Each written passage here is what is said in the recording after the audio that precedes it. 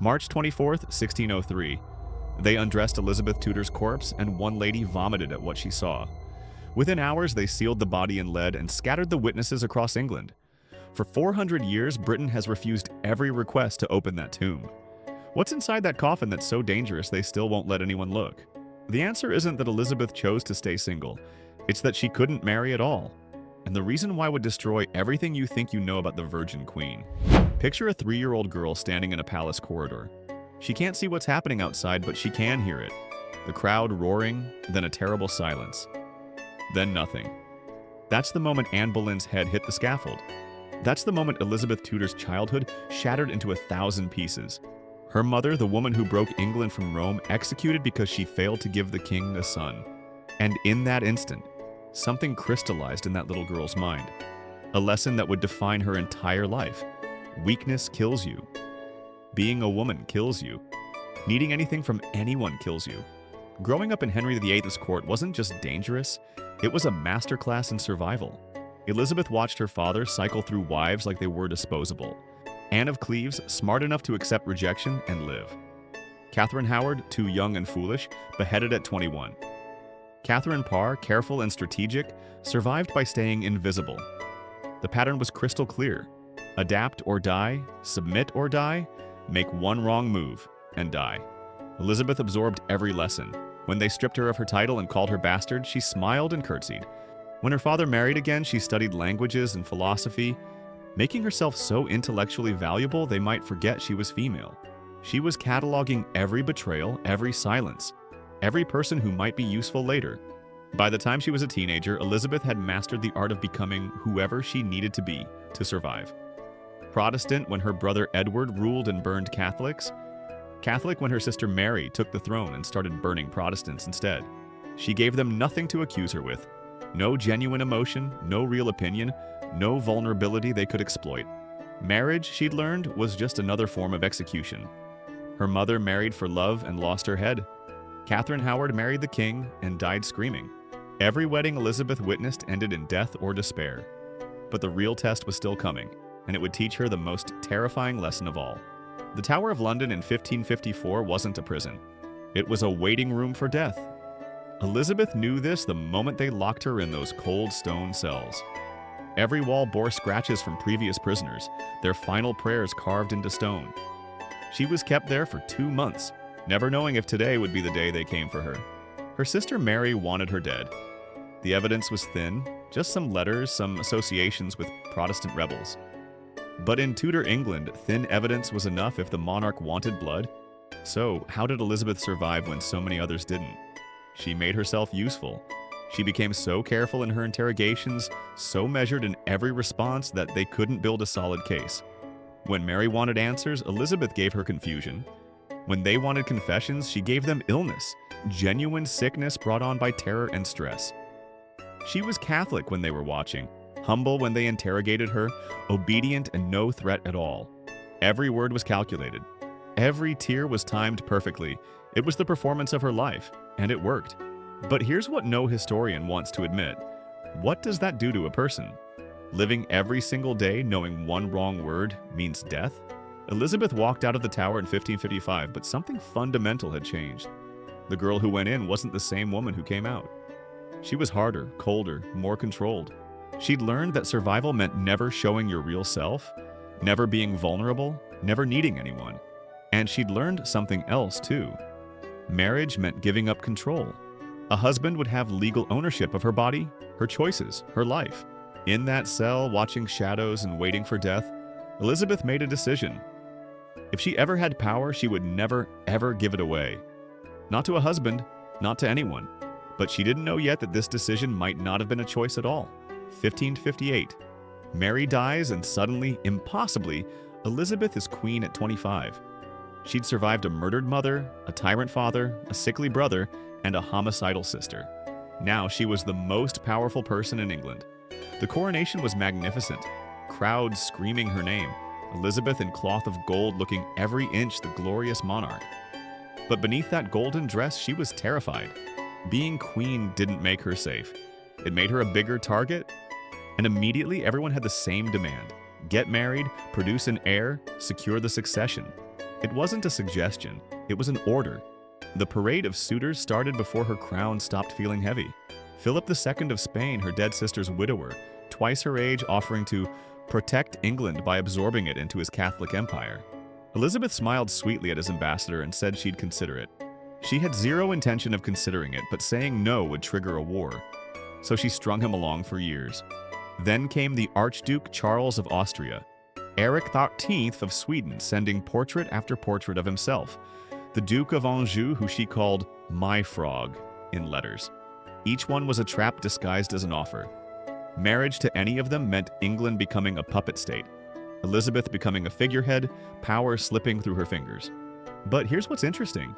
Elizabeth was a master manipulator. She used these marriage negotiations as diplomatic weapons, keeping multiple countries invested in England's favor without ever committing. She'd express interest, drag out negotiations, then find a reason it wouldn't work. Religion, politics, timing, whatever excuse kept them hoping. Her council was furious. Parliament was begging. Foreign ambassadors were reporting back that England's queen was playing games. And she was. Because the alternative, actual marriage, was unthinkable. But there was one man who was different. One man she actually wanted. Robert Dudley, childhood friend, tall, handsome, ambitious, Protestant, perfect. He'd led her horse at her coronation, and Elizabeth was in love. Probably the only time in her life she genuinely loved someone romantically. But there was one problem. He was already married to Amy Robsart. Then in 1560, Amy fell down the stairs at Cumnor Place and broke her neck. Suspicious? Incredibly. Rumors exploded that Dudley murdered her so he could marry Elizabeth. Some said Elizabeth herself ordered the killing. The scandal was massive and it destroyed everything. Elizabeth wanted to marry him anyway. She was in love and she was queen. She could have done it. Her advisors threatened to revolt. The scandal would destroy her legitimacy. Foreign powers would use it as proof that England was ruled by a murderous woman controlled by her lover. Everything she'd survived, all the careful political maneuvering, would crumble. So she didn't marry him, but she kept him close, made him Earl of Leicester, gave him estates and titles and power. They were inseparable for 30 years. And when he was dying in 1588, he wrote her a letter. It was found after her death, tied with a ribbon and marked in her handwriting. His last letter. In that letter, Dudley mentioned the truth we alone know, the secret that bound us in sorrow rather than joy. What secret? The letter doesn't say. But combined with everything else, a disturbing picture starts to form. What if Elizabeth's refusal to marry wasn't just political strategy? What if there was a medical reason she couldn't have children? What if the Virgin Queen wasn't making a choice at all, but hiding a reality that would have destroyed her legitimacy? The evidence is scattered across decades, but once you start looking, you can't unsee it. Foreign ambassadors wrote detailed reports about Elizabeth, and some of their observations were strange. They noted her manly voice, her unusual height and strength for a woman. One Spanish envoy wrote that Her Majesty's form is not as other women's before being recalled to Spain. A Venetian ambassador described her as having more the bearing of a soldier than a lady. These weren't insults. They were confused observations. Elizabeth didn't quite fit the expected template for a woman of her era, and these trained diplomats noticed something was off. Then there were the medical incidents. In 1566, Elizabeth fell seriously ill with high fever and pain so severe she couldn't stand. She thought she was dying and nearly named Robert Dudley as Lord Protector. Her doctors were finally allowed to examine her, something they rarely got to do because touching the Queen's body was forbidden. What they found was never officially recorded. But one physician, Dr. Huick, emerged from her chambers looking, according to a courtier's diary, pale and troubled, as if he had seen something that shook him to his core. He refused to discuss what he'd seen with anyone. A year later, he was dead. Sudden fever, they said. Convenient. In 1568, another incident. Elizabeth collapsed during a council meeting. When her ladies got her to her chambers and loosened her clothing, one of them fainted. The others cleared the room immediately and never spoke of what they saw. Modern medical historians have theories. Androgen insensitivity syndrome, a condition where someone has XY chromosomes but appears externally female because their body doesn't respond to testosterone. People with AIS are often taller, have deeper voices, little body hair, and lack functional reproductive organs. They appear completely female externally but cannot menstruate or get pregnant. It would explain everything: the inability to marry, the masculine qualities, the secret doctors saw and refused to discuss. But we'll never know for certain. And that's exactly how Britain wants it. Elizabeth's skeleton remains sealed in Westminster Abbey. For 400 years, the British establishment has refused every single request to examine her remains. In 1952, during Elizabeth II's coronation, historians asked. Denied. In 1975, when new scanning technology became available, they asked again. Denied. In 2003, on the 400th anniversary of her death, multiple universities petitioned. Denied. Meanwhile, they've allowed examination of other royal remains. Richard III was exhumed and studied extensively.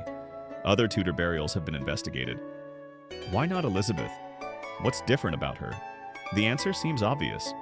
Whatever's in that coffin doesn't match the legend, and the legend is too valuable to risk. But whether or not Elizabeth could have children, she spent 45 years maintaining an image that was slowly killing her.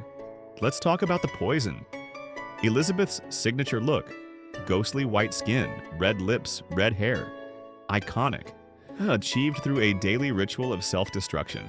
The white makeup was called Venetian ceruse. The recipe? White lead mixed with vinegar. Sometimes they added arsenic to make it stick better. You read that right. Lead and arsenic applied to her face every single day for 45 years. Lead is a neurotoxin. It doesn't just sit on your skin, it absorbs into your bloodstream, your bones, your brain. The symptoms of chronic lead poisoning read like a catalog of Elizabeth's health problems. Severe headaches, abdominal pain, joint pain, mood swings, memory problems, insomnia, anemia. All documented throughout her reign. For 45 years, she was poisoning herself, and she couldn't stop because every public appearance required that ageless divine mask. Any sign of weakness in Spain would invade. Assassins would strike. Nobles would plot. Her power rested on her image of invincibility. So every morning, her ladies applied the poison, layer after layer, until the lead had soaked so deep that even when she washed it off, white residue remained in every pore. By her 40s, her skin was dry and flaking. By her 50s, she had open sores that wouldn't heal. They'd cover the sores with more makeup, which made them worse, which required even more makeup. A vicious cycle. By her 60s, according to secret testimony given years later, Elizabeth had patches of blackened necrotic flesh on her face and neck that wept yellow fluid. Tissue death from decades of lead exposure. But in public, she was perfect. Glowing, untouchable. The Fairy Queen. The portraits from her later reign become increasingly unrealistic, showing her as a young woman when she was nearly 70. Because the real Elizabeth was falling apart. The corset was the other instrument of torture. Tudor fashion demanded a specific silhouette. Tiny waist, flat chest, rigid triangular torso. Elizabeth wore corsets reinforced with whalebone and steel, laced so tight she could barely breathe. Her ladies reported lacing hers 6 to 8 inches tighter than normal. Every day for 45 years. What does that do to a body? Your ribs bend inward and deform permanently. Your lungs can't fully inflate. Your liver gets compressed and displaced. Your intestines are squashed. When they finally cut the corset off her corpse, her torso was covered in grooves so deep you could see the outline of the corset structure imprinted in her skin like a fossil. But she couldn't stop wearing it because without it, she'd look weak, human. And she needed to look superhuman. The 1580s brought the Spanish Armada, the largest invasion force England had ever faced. 130 ships, 30,000 men. If it succeeded, Elizabeth would be executed and England would become a Spanish puppet state. Elizabeth was 54 in constant pain from lead poisoning and the corset, suffering from depression, barely sleeping. And she rode out to Tilbury to address her troops in armor. The famous speech, "I know I have the body of a weak, feeble woman, but I have the heart and stomach of a king." Magnificent, inspiring, quoted for 400 years. What they don't tell you is that before the speech, she was so weak from illness that her ladies had to lift her into the saddle. They gave her wine mixed with stimulants to keep her alert. For 3 hours, she was the warrior queen. After, she collapsed completely and couldn't leave her chambers for a week. The final years were when everything unraveled. Robert Dudley died in 1588, weeks after the Armada. Elizabeth locked herself in her rooms and wouldn't come out until her counselors threatened to break down the door. She wore his last letter in a pouch around her neck for the rest of her life. The only man she'd ever loved, gone. She tried to fill the void with Robert Devereux, Earl of Essex, Dudley's stepson, 20 years younger. She adored him like a son. And then he betrayed her. He burst into her private chambers one morning unannounced. Elizabeth was in her nightgown. Her wig was off. Her makeup was off. For the first time in decades, someone saw her real face, and Essex froze in shock. Elizabeth never forgave him for that. Not for his political failures, but for seeing her without the mask. When he tried to stage a coup in 1601, she signed his execution warrant. Her ladies said she wept while signing it, but she signed it. After his death, Elizabeth stopped caring. She stopped eating properly, stopped sleeping, stopped maintaining appearances. By 1600, she'd lost most of her teeth from the lead and sugar. Her breath smelled terrible. She stuffed her cheeks with cloth to maintain her face's shape, which made speaking difficult. Her hair was gone, replaced by elaborate wigs so heavy they gave her headaches. Her hands shook constantly. Her eyesight was failing. And then there was the smell. Multiple sources mention it. A corruption in Her Majesty's body that no perfume could disguise. Something inside Elizabeth was rotting while she still lived. A tumor, an abscess, an infection her poisoned immune system couldn't fight. By late 1602, everyone could see the end coming. Foreign ambassadors wrote to their kings, "Prepare for transition." But Elizabeth kept performing, kept appearing in public with her white face and red wig until she couldn't anymore. January 1603. She stops wearing the makeup, just stops. Her ladies are horrified, but Elizabeth doesn't care anymore. "Let them look," she said. She stops eating because swallowing has become agony. Her abdomen swells grotesquely, fluid from organ failure making her look pregnant. A cruel joke for the Virgin Queen. And then she refuses to go to bed. For weeks, she sits in chairs, leans against cushions on the floor, her ladies holding her upright. Days pass, then a week, 2 weeks. She barely speaks. When she does, it's fragments, names of dead people, half-remembered prayers. "Once I lie in that bed, I shall never rise again," she said. Maybe it was psychological, refusing to surrender.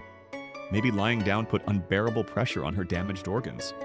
Or maybe she was just delirious, her brain shutting down from the lead, the starvation, the organ failure. On March 23rd, they got her to make some gesture toward James of Scotland as her heir. That night, she finally collapsed and couldn't be moved. They carried her to the royal bed. Her breathing was labored, irregular. As dawn approached on March 24th, 1603, her breathing became shallower, then stopped. Elizabeth Tudor was dead. And then the cover-up began. The doors were locked immediately. Guards posted, only the most trusted ladies allowed to remain.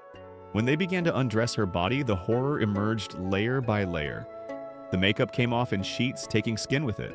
What lay beneath wasn't the face of an old woman. It was blackened, ulcerated, necrotic tissue from decades of lead eating through her flesh. One lady vomited and had to be removed. The corset left grooves in her torso so deep they looked carved. Her ribs had bent inward, some cracked from the pressure. When they removed the final layers between her legs, the servant who saw it could only describe it as wrong. Either absent or malformed, she couldn't say which in her shock. They wrapped the body immediately, sealed it in lead within hours. The coffin was closed before rigor mortis fully set. The servants who witnessed it were scattered across England, sent to different estates, forbidden from speaking. The doctors who'd attended her? 3 died within a year. The funeral was spectacular propaganda, but rushed. They wanted that body underground before questions multiplied. James became king. The Tudor era ended, and the first thing he did was ensure Elizabeth's tomb stayed sealed forever. 400 years later, it remains locked. Every request denied. Other monarchs have been studied, but not her. The Virgin Queen is dead, but the lie lives on. Elizabeth Tudor ruled magnificently, transformed England into an empire, stared down the greatest invasion force Europe had ever assembled. But England killed her slowly with poison and pressure and impossible expectations. Then they buried the evidence and built a legend on top of her grave. The real secret of Westminster Abbey isn't what's in the coffin. It's why we're still not allowed to look. Because whatever's sealed in that lead box would shatter the myth, and the myth is worth more to Britain than the truth ever could be. Some bodies must stay buried so empires can survive.